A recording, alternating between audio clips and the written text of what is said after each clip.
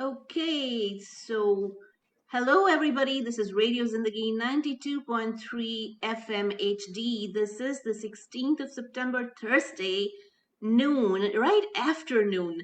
And we are here with another edition of Voices. And today we're going to talk about something that has not only been a huge source of controversy for the Indian American community, but a huge source of controversy for the entire country and the world: the Afghanistan crisis and the fallout. Of course, the Kabul airport massacre, the drone strike that just happened, Taliban's attempts to go after women.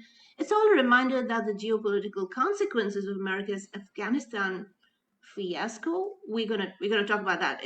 Is it a fiasco or is it not? One of the biggest foreign policy failures as we see it under any US president will likely play out for years. This is not going to go away. US President Joe Biden has paved the way for the Taliban sweep of Afghanistan by pulling the rug out from under the Afghan military's feet. And the sudden withdrawal of some 18,000 US civilian contractors disabled the entire fleet of Afghan military planes and helicopters, leaving ground troops without close air support and emergency logistics, including medical evacuation, and rendering the reputable special forces immobile and out of action. Well, I'm chatting here today with a special guest, Dr. Christopher Swift, who was earlier with the US Treasury Department's Office of Foreign Assets Control, where he enforced sanctions targeting rogue states, terrorist syndicates, and weapon proliferations. While at OFAC, he managed a broad spectrum of civil and criminal cases in conjunction with the US Department of Justice, the US Department of Commerce, and federal law enforcement agencies. Dr. Swift is an adjunct professor of national security studies at Georgetown University and a fellow at the University of Virginia Center for National Security Law. He has testified before the US Congress and regularly advises policymakers on counterterrorism, defense policy, and foreign affairs. He was previously a team member at CFR, the Council on Foreign Relations, and he's co-authored many pieces, including the Anti-Corruption Report. He regularly appears as a guest analyst for leading international media outlets, including ABC, Al Jazeera, the BBC, Bloomberg News, CBS, CNN, Fox, MSNBC, and NPR. And he's also currently a partner and litigator with Foley and Lardner LLP and a member of Foley's government enforcement, defense, and investigations practice. He focuses on national security and international law there, and he represents clients in internal investigations and government enforcement actions. Welcome, Chris, to this It, show. it's good to be with you, Mira. That's quite an introduction. That's very kind of you. Thank you for being here. Thank you for taking out the time to talk to us. So, without much ado, the most pertinent question: why did we have to leave Afghanistan? Well, the simple answer is because the previous administration cut a deal with the Taliban to withdraw. You might have heard the Secretary of State, Tony Blinken, earlier this week in his testimony to the US Congress say that they inherited a timeline for a withdrawal from the previous administration, but they did not inherit a strategy. Now, I agree with the first part of that statement. They did inherit a timeline. The die had been cast by the previous administration, and going back on that agreement would have put US forces in Afghanistan and elsewhere in the region at risk. But the point about not inheriting a strategy strikes me as a weak argument. Once you assume office, regardless of the mess that you've assumed, you become responsible for implementing US policy, and the implementation here was less than stellar. But Anthony Blinken is not the kind of guy who would mess that up. So, what is going on here? Why did we not have a proper strategy to withdraw? Since we You had a know, timeline, we knew the timeline, right? yeah, so we knew the timeline. Part of the difficulty here is we tend to think about our strategy and the government as sort of omniscient and omnipotent, all-knowing and also all-powerful. And that's a nice thing to say, but anyone that's been part of a large organization, be it a university or a corporation or a government agency, knows that bureaucracy can sometimes get in the way of good decision making, and miscommunication or an absence of communication can sometimes mess up even the best laid plans. So if we look at the way Afghanistan's been treated by the US foreign policy establishment or national security establishment over the last 2 decades, there's the approach that the US State Department has taken, the approach that the US Defense Department has taken, and the approach that the US intelligence community has taken. And each one of those 3 legs of the stool, so to say, have not always communicated effectively with one another and not always appreciated exactly what the other agencies understood or knew. So when I look at the sort of the failure to plan for the withdrawal, what I see is a failure of interagency communication, plus a tendency within each of these agencies to do the thing that was easy for them rather than the thing that was hard but necessary. And I'm happy to go into further detail on that if that would be helpful. I think that'll make sense for a lot of the listeners who actually think of these things as, I mean, we think our government is all powerful, all pervasive, and can never make a mistake, right? And it'll be nice to know how this confusion occurs between different departments of the government and different Yeah. branches. So a useful way to think about it is, what is the institutional personality and what are the incentive structures for the 3 legs of the stool that I just laid out? So the State Department, its institutional personality is to negotiate with everyone and be friends with everyone. And they're rewarded for keeping the conversation going, but they're not necessarily rewarded for solving the problem. The Defense Department is rewarded for solving the problem, and they have the most resources, the most money, the most personnel, but they're not set up to solve political problems. They're set up to solve military problems. And then the US intelligence community, they are highly incentivized to look for risk. And so what you wind up with is you wind up with a State Department that doesn't have the ability to implement everything, but is trying to keep everybody talking to one another. A Defense Department that has the ability to implement all kinds of things, but they're not necessarily the right things. And an intelligence community that is constantly saying the sky is falling. And at a certain point, the State Department and the Defense Department don't want to hear that the sky is falling. A great way to think about this for those who are familiar with the A.A. Milne books, Winnie the Pooh, is the Defense Department is Tigger, right? It always can do the job. It's always enthusiastic, but sometimes it just makes a mess of everything. The Defense Department's like Tigger. The State Department is like Rabbit, constantly wringing its hands and worrying, and nobody really takes it seriously, but is over explaining everything. And the intelligence community is kind of like Eeyore, right? The world is always coming to an end. Things are always bad. But the thing that you have to remember about Eeyore is that character is always in the background and always knows what's going on, while the rest of the characters aren't paying attention. So you have that sort of personality breakdown within the US government. And it's really ossified over the last 20 years, with the Defense Department being asked to do more and more political things that they're really not well developed, really not designed for. The State Department not having the resources or the personnel in some instances to implement the political things that they should be doing, because Congress keeps moving the money to defense. And the intelligence community trying to send up a red flag and tell everybody that things aren't quite right, but everyone ignoring them because that's what they're incentivized to do. And it feels like the boy is crying wolf again. Put all 3 of those things together and add on top of it the fact that no one's really been paying attention to Afghanistan for a really long time.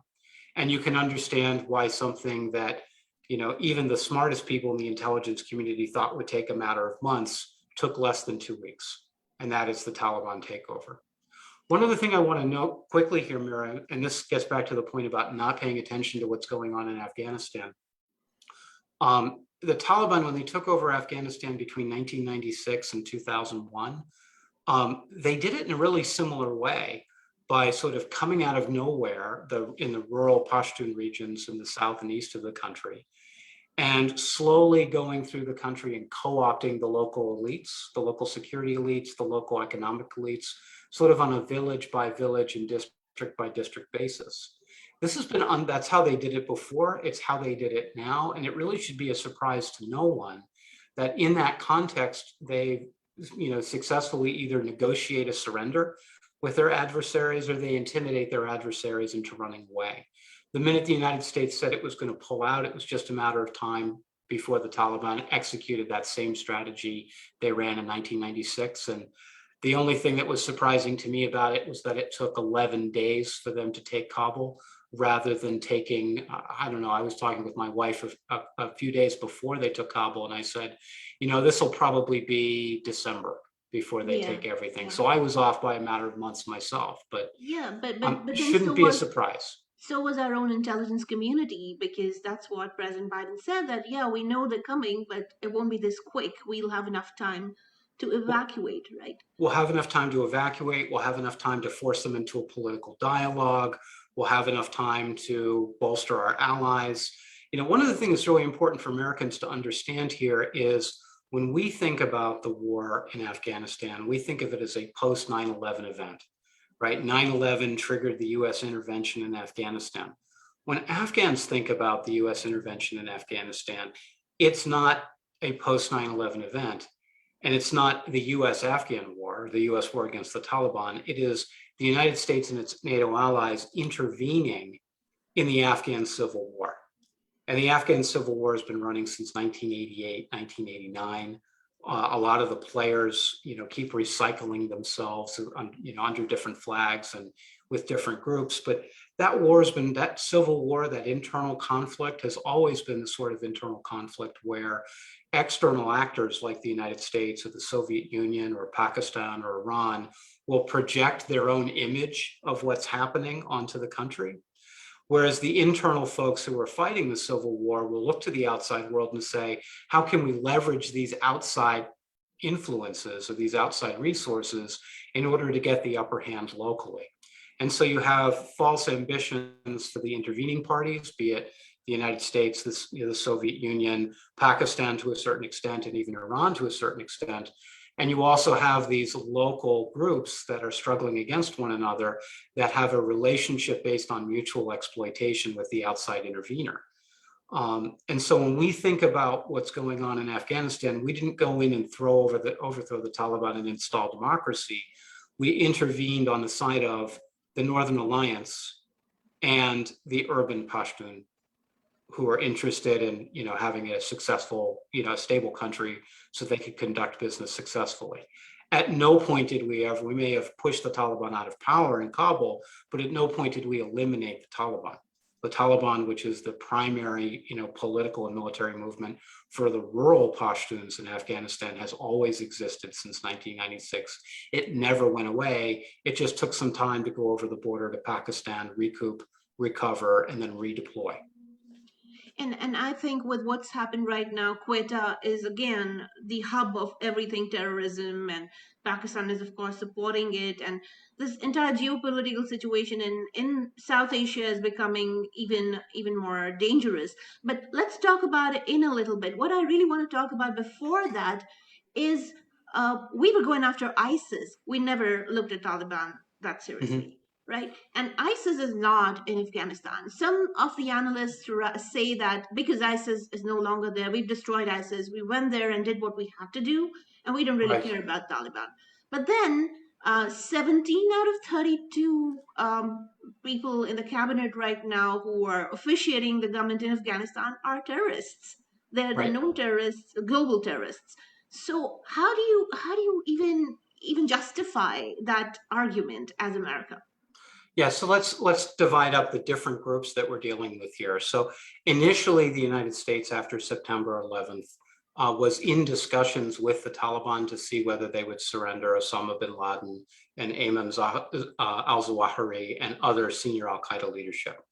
And there was an opportunity for the Taliban at that time to cut a deal with the United States and continue to remain in power in Afghanistan on a de facto basis. The US government made the decision not to move forward with that, just as the Taliban made the decision not to turn over Osama bin Laden and al-Zawahiri. So those negotiations, while they started, they broke down pretty quickly. Both sides had a choice to avoid the war, and both sides decided for their own reasons to walk away from those negotiations.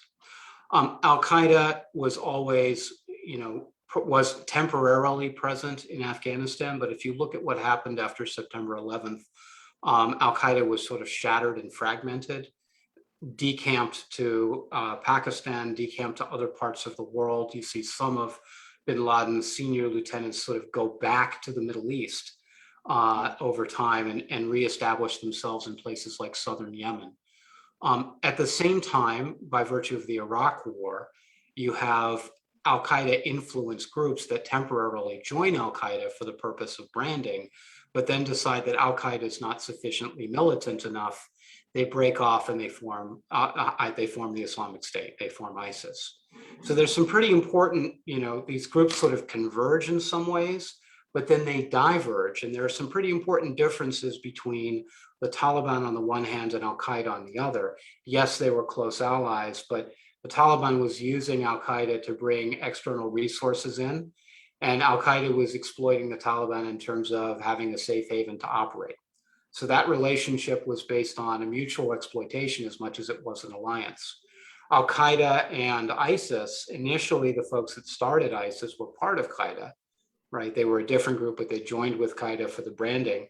And then when they realized after time that they really could have more influence in Iraq and northern and western Syria on their own, they broke off and established something more radical.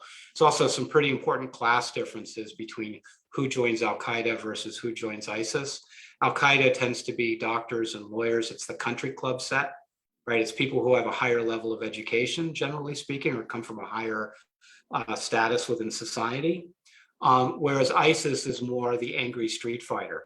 You're more likely to get somebody from the working classes or the middle classes rather than the upper middle class or upper class to join ISIS. And if you look at some of those differences, those class differences are pretty important as well. One of the weird things that happens over time, though, is even though Al-Qaeda is not really much in Afghanistan any longer, they're sort of still mucking about, but there isn't a critical mass. There's a group of folks that break off from the Taliban, sort of this, what I call second or third generation Taliban, who say the Taliban is too locally focused. They care too much about Afghanistan and not enough about the broader Islamic world. And these folks go off and they form their own group called ISIS-K, ISIS Khorasan. They are radicalized online. They are a break off from the Taliban. They think the Taliban is too local and too parochial. And that group and the Taliban are in tension with one another. They fight each other, they kill each other when they find one another. Very different relationship when compared with the relationship between Al-Qaeda and the Taliban, who are collaborators rather than competitors. So Al-Qaeda mostly out of Afghanistan. The premise for going in was to get them out of Afghanistan, and then our mission sort of expanded afterwards. ISIS in Afghanistan, but when you think about the Afghan version of ISIS, it is a locally grown but globally influenced break off from the Taliban or offshoot from the Taliban. So lots of really complicated dynamics here. Then you add in, Amira, the role that Iran and Pakistan and even Russia have played in influencing all of these groups over the last 2 decades, and you get just a big mess. You get just a stew of resentment and conflict that makes the place very hard to govern. So a lot of people think, especially in South Asia, and especially very irritated and angry, annoyed with America for pulling out the way we did. Of Mhm. course, so are our allies. But a lot of people think that, hey, America made a lot of money in Afghanistan. Now they're done. The Afghans didn't want them, and now they're left, leaving Afghanistan in this state. Is it true? Did we make a lot of money in Afghanistan? No, I mean, we hemorrhaged it. The United States government hemorrhaged $300 million a day over 20 years in Afghanistan. The only people who made money in Afghanistan were the English speaking expatriate Afghan elites that were taking money from the US government, the contractors that were deployed to Afghanistan to support the US and allied forces mission. And then, to be honest with you, Mira, the Taliban made a tremendous amount of money over the last 20 years because they were able to develop and control networks for smuggling not just weapons and insurgents across international borders, but also heroin and Yeah. and in some cases people as well. Mhm. And so one of the things that's really interesting about the Afghan war is how the people who are making money on the margins of the conflict are not the people that you think would be profiting from the intervention. And it's generally speaking not the governments that are intervening, and it's not the individual Afghan people. It is by and large corrupt officials, uh, insurgent groups that are turning to crime in order to finance themselves. The Taliban was primarily an insurgent organization that became a criminal organization over time in order to keep itself funded. And then, look, if you look at some of the folks that were on the US payroll or on Allied payroll, there's a lot of money that's disappeared. And one of the things that I hope the US Congress does in the coming weeks and months is take a hard look at how US money was being used and whether the US government really, got what it paid for. I would argue that we didn't. In part because our tendency is to roll up and look at whoever seems to be the strongest person in a particular place and then try to bring them on side. Sometimes that works, sometimes that doesn't work. But look, the gap between perception and reality in Afghanistan was really strong when I was in Afghanistan doing field work on Al Qaeda and the Taliban back in 2005. And it only got worse in the 15 years since I was doing that work. Only got worse. Well, it's interesting. A lot of people have also this argument that even if through the Doha Treaty, the Doha Agreement, and the talks that happened in Doha between President Trump, his son-in-law, and the Taliban, we gave legitimacy to Taliban. We did. We ended up making them very important in the game without really involving the Afghan government. But could President Biden's administration not have walked back on that, all the promises that Trump had made? So it depends on the purpose of the Doha Agreement. There had three goals, right? The first goal was to get the United States out because the last administration didn't see any reason to be there. I mean, obviously the military and the defense establishment in the United States had a different view, but the Trump administration, surprisingly, much like the Biden administration, saw no long-term strategic value in the United States spending $300 million a day to be in a place that wasn't improving substantially or didn't appear to be improving substantially. So the first goal was to get out. The second goal was to have the Taliban cease military operations against US and allied forces, right? So if you look at the Doha Agreement, the Taliban really steps back. They stop attacking the United States and NATO as a result of that agreement, right? And who do they continue to attack, though? The same people who were their adversaries in the Afghan civil war before the United States intervened, right? So on some level, the Doha Agreement recognizes that the United States intervened in somebody else's civil war and is looking for a way for the United States to get out of that civil war in a way that really reduces the risk to itself and its own forces on the way out the door. Now, if that's your strategic objective, is to get out of somebody else's civil war and to do it at the lowest price possible, it's kind of like Mr. Trump's approach to litigation, right? He's going to make as much noise as possible about it, but then he's eventually going to settle, and he's going to try to settle the lawsuit for the lowest price possible. It's a very similar type of negotiation.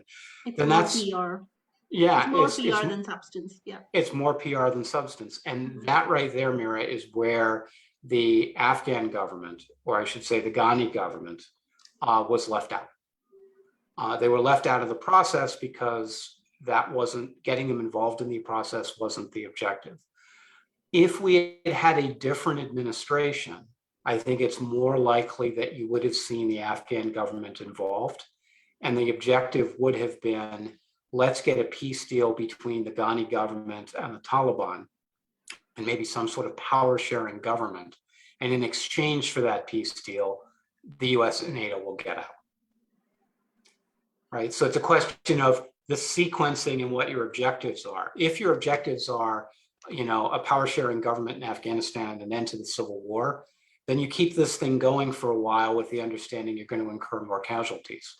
But if your objective is to cut and run as quickly as possible at the lowest possible price and negotiate that exit quickly with a view toward, maybe doing so before the 2020 elections, then you would implement the Doha Agreement, which I think most people here in Washington agree is a pretty flawed agreement, even if there is a lot of consensus that there wasn't much value in the United States being involved in Afghanistan indefinitely.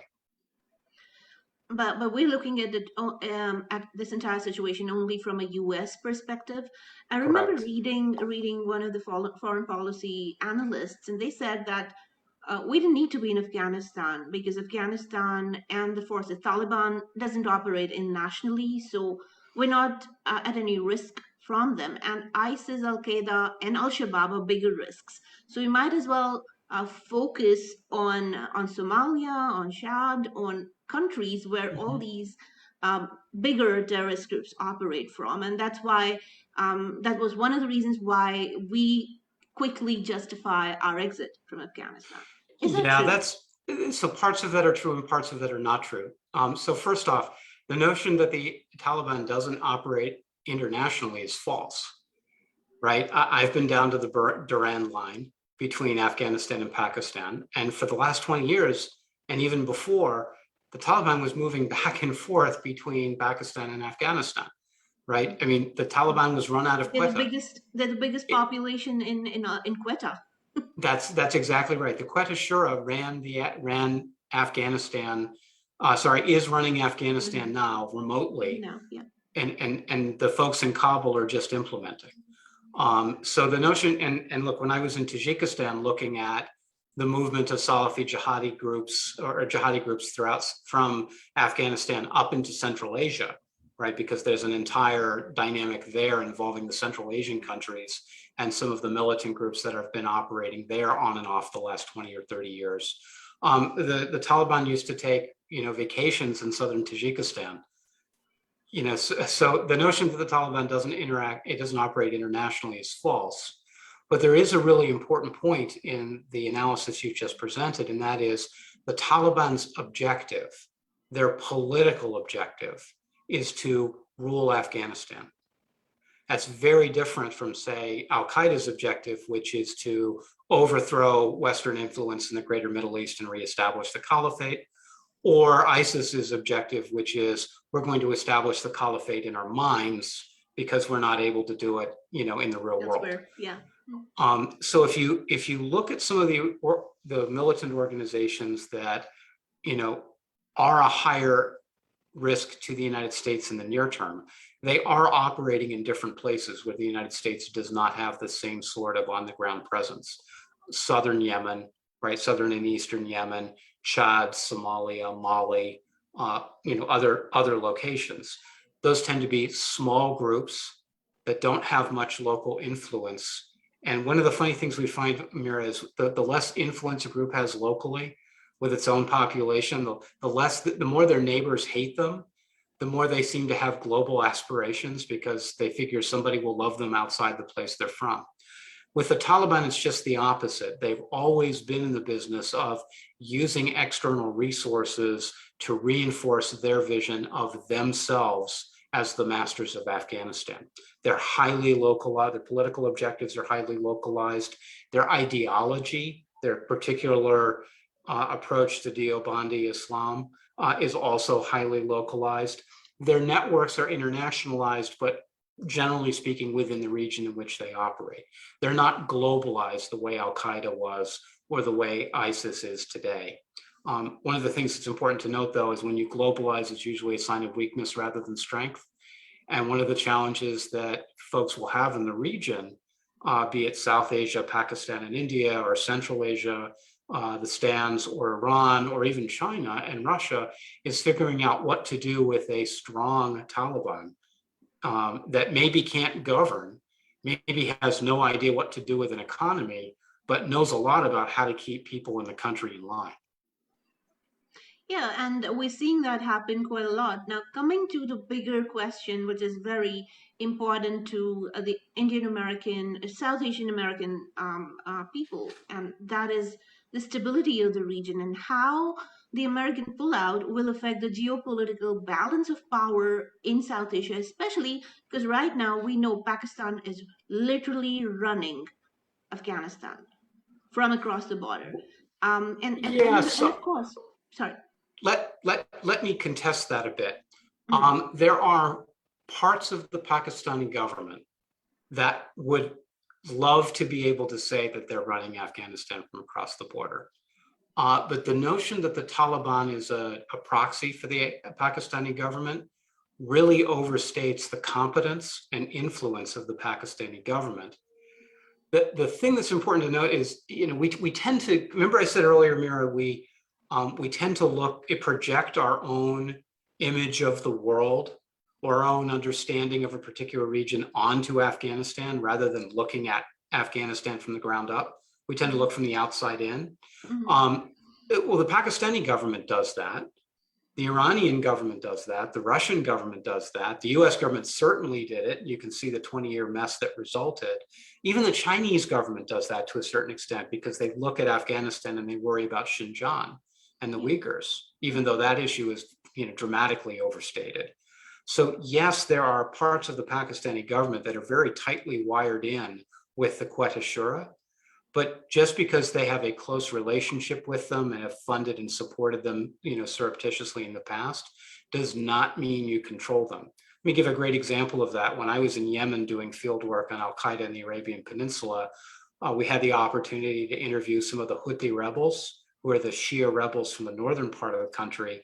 And people were saying, well, geez, they're controlled by Iran. Iran bought them, Iran did this, Iran did that. Well, look, Iran certainly influenced their ideology and their worldview. And Iran certainly provided a lot of money, weapons, and assistance in order to make them more powerful than they otherwise would have been. But the Iranians have a really hard time getting the Houthis to organize even a banquet, right? Because they are a local group with their own local ambitions and their own very large, very strong personalities. There's some very large, very strong personalities in the new Afghan government.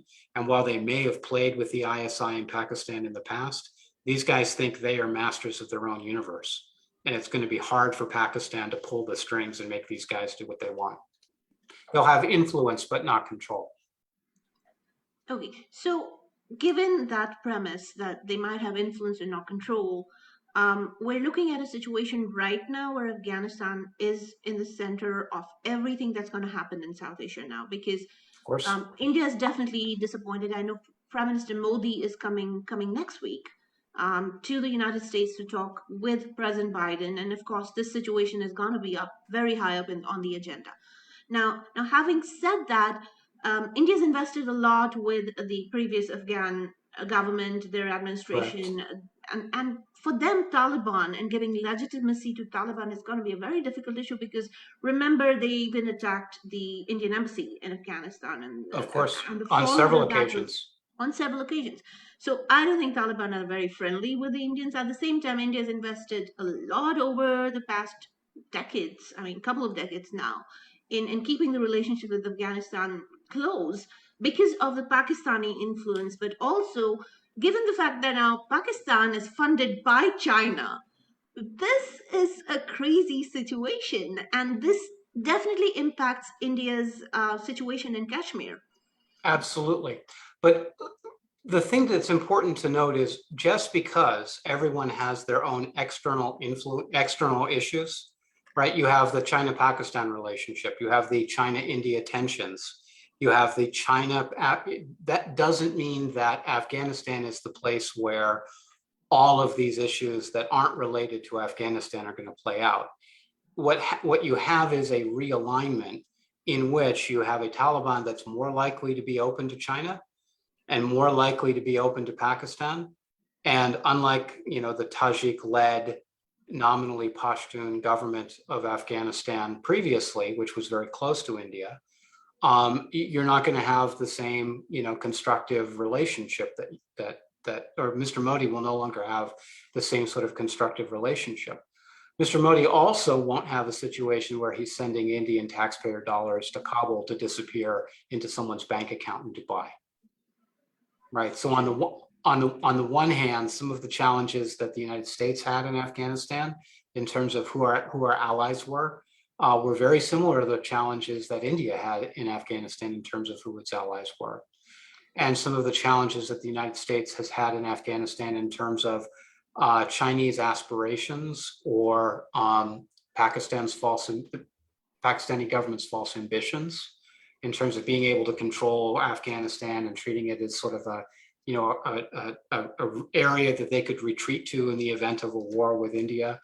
All of those things look great for an introductory freshman level international relations class.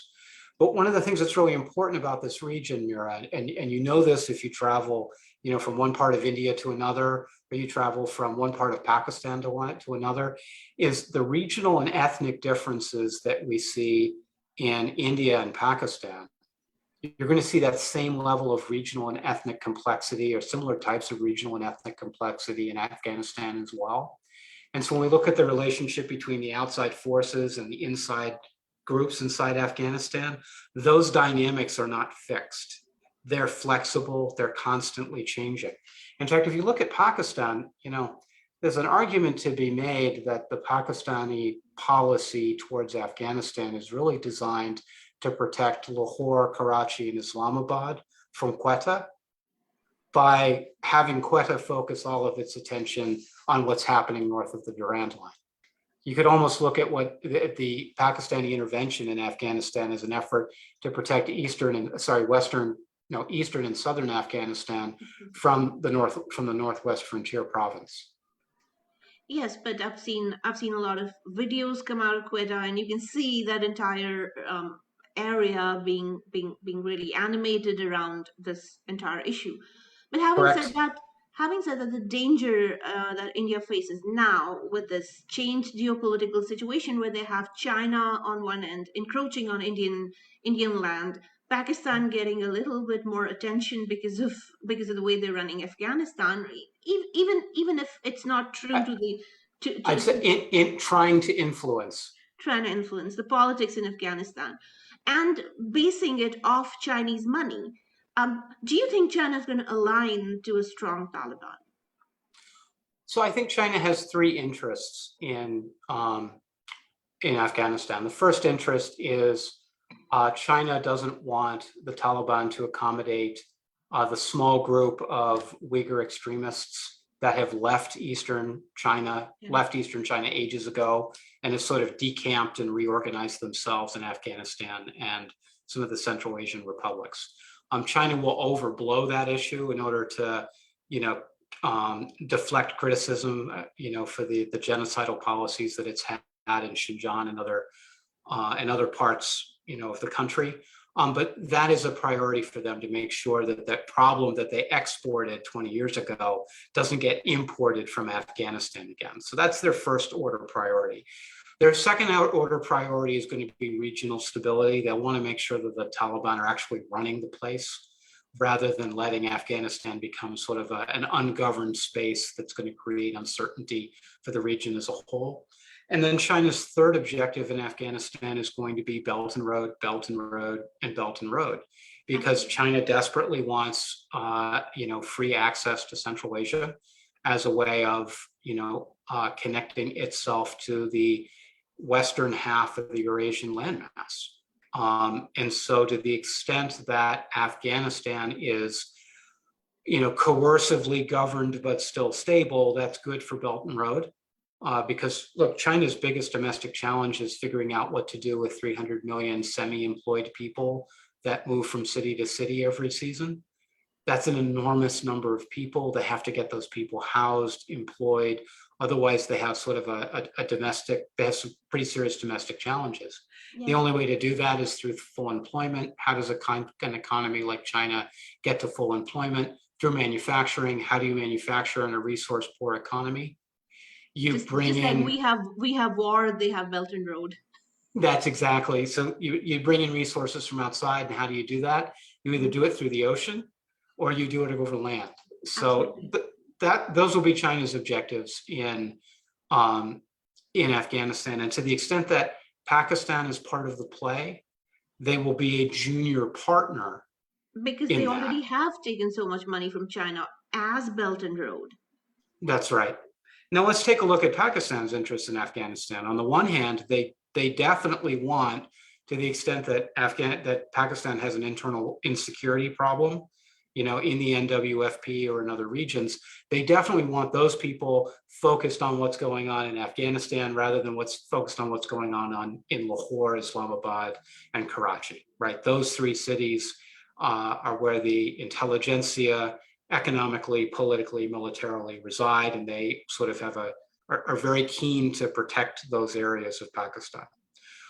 They are also going to want regional stability because the last thing Pakistan wants to deal with, in addition to the NWFP getting difficult, is Baluchistan getting difficult, right? But then India meddles a lot in Baluchistan, and how's that going to affect? It would be great if everybody would stop meddling in one another's business and just get down to the business of doing business with one another. But again, this comes back to the question of we have a tendency to project our perceptions and our agendas onto places that we don't understand, either because we don't know anyone from there, or we haven't been there, or we haven't seen it with our own eyes. And when we're thinking about not just Afghanistan, but we're thinking about the region as a whole, we have to take that bottom-up look and not just that top-down look. The top-down look, that's great for a first-year undergraduate, but if you want a PhD in this stuff, you really want to understand it well, you eventually have to get away from the theory and get into the practice of people's everyday lives. And all of that stuff is bottom-up. It doesn't matter whether it's Afghanistan, the Central Asian states, Pakistan, or India. If you don't take a bottom-up approach to these issues, you're never really going to resolve them. Chris, there's the reports that Russia hasn't really found a lot of allies to support them on an Afghan policy, especially in Central Asia. What is Russia doing now? What is the role that Russia is going to play? Because are they just going to walk out of the situation, or are they going to fight? Russia has the thing that's important to remember about Russia is Russian policy, unlike Chinese policy, is driven by weakness rather than strength. Right, whether it's Mr. Putin riding around, on horseback with his shirt off to show that he's an alpha male, to paying bounties to the Taliban to kill U.S. soldiers, right? All of that behavior, which looks aggressive, is actually driven by insecurity, not by strength. Compare that with what China's doing. China's steadily investing, steadily building infrastructure, they're placing their chess pieces on the board very carefully, very deliberately, very patiently, and sort of creating this network of dependence on Chinese money and Chinese infrastructure in order to assert themselves. Russia is looking for the win in social media. Russia's looking for the PR win. Russia's looking for the sort of short-term ability to disrupt and confuse. So when you think about China, think about the very wise grandparent who's seen it all and is playing the long game. And when you think about Russia, think about the very angry early 20-something guy who hasn't learned any lessons in life yet, who's trying to show how awesome he is. So when you look at the Russian foreign policy in Afghanistan and in Central Asia and all the rest, it is designed to look tough while recognizing that economically speaking, the Chinese own the game. And that's a very uncomfortable place for the Russians to be. So what do you think they're going to do? Make it look like they have a lot of influence and then make a lot of money on the margins with the criminal activity. I mean, look, here's one of the greatest ironies of the 20 years that the United States and its allies were in Afghanistan. The Taliban are the descendants of people who fought against the Soviet Union during the Soviet-Afghan War, which was the war immediately preceding the Afghan Civil War. Yeah. If you look at one of the ways that the Taliban was moving poppy, opium, heroin out of Afghanistan into Europe, well, they push it through Tajikistan and through Russia. And how did that happen? Well, there's some circumstantial evidence to suggest that it wasn't just criminal networks that were involved. It might have also been networks associated with the Russian security services. And so, Russia's always been there on the margins to take advantage of the situation, and they'll continue to be. Look, actually, let me change how I'm using my language. The Putin regime has always been on the margins to take advantage of the press event, or the opportunity to make a little money, or the opportunity to embarrass somebody. If you look at Russia as a whole, they're really inward focused right now on building their own economy, which is highly dependent on extractive industry, oil, gas, timber, things like that.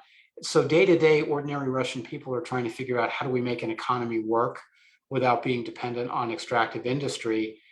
How do we become more European without being unstable? When you look at what the Russian foreign policy establishment is doing in Central Asia and South Asia, it tends to be very theoretical, and it tends to be based on a desire to be seen as strong, because they're not. The place where Russia's been most effective over the last 5 or 6 years or so, and especially during the Trump administration, has been in reestablishing their influence in the Black Sea by taking over Crimea, but also reestablishing their maritime influence in the Mediterranean Sea through their collaboration with the Assad regime in Syria. But notice that all of that stuff is close to them, and there's an ocean involved.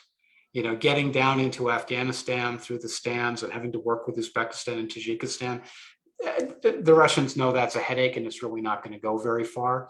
They'll position fighter jets to look tough. They'll position troops to look tough, but they're much more interested in the Black Sea and Mediterranean Sea region right now, and also in the energy pipelines they're building in the Baltic Sea, because that's where the money is and that's where the influence is.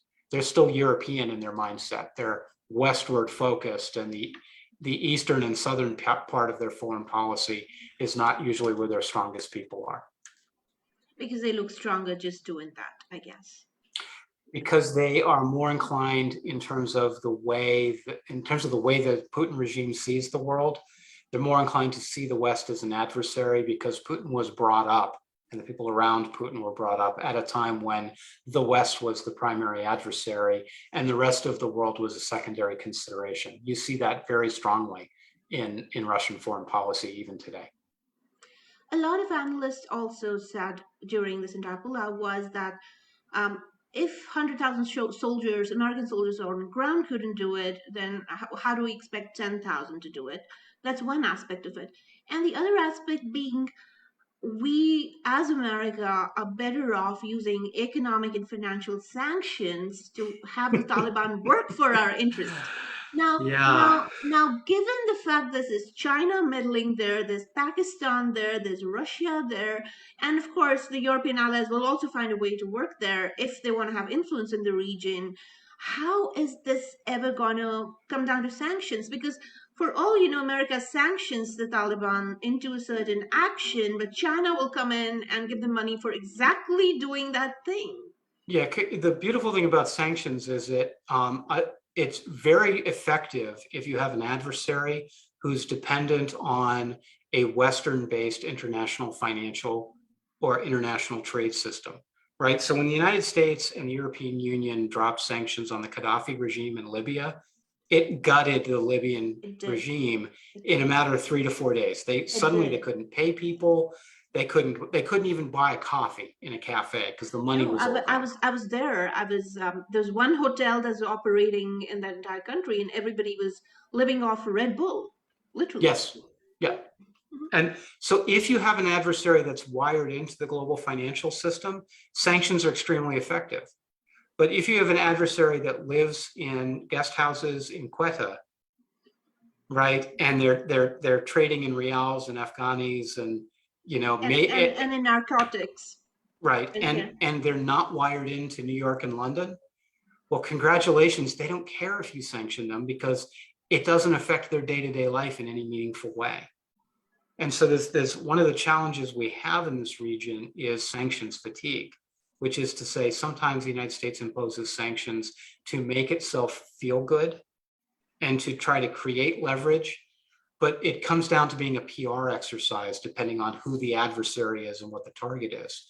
And so when the United States is thinking about what kind of influence can we have with respect to the Taliban, the flow of international economic assistance is going to be more important than the imposition of economic sanctions, right? Being able to interfere with or slow down or restrict or put conditions on who gets access to international aid, including through the United Nations, that's going to have much more of an impact than imposing sanctions on, the few members of the interim government in Kabul who aren't already on the foreign, the foreign terrorist organizations list, or the specially designated foreign terrorist list that the Treasury Department maintains.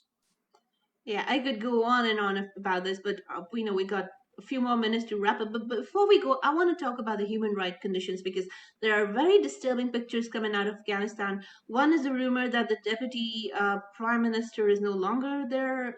The person who is the deputy is no longer there. He's killed apparently. And the second being these very horrific pictures of women getting whipped on the roads, and Taliban has done nothing to stop those images from going out or people Mhm. commenting on it or news crews. What's going on? Yeah, so I can't speak to the rumors about the deputy prime minister.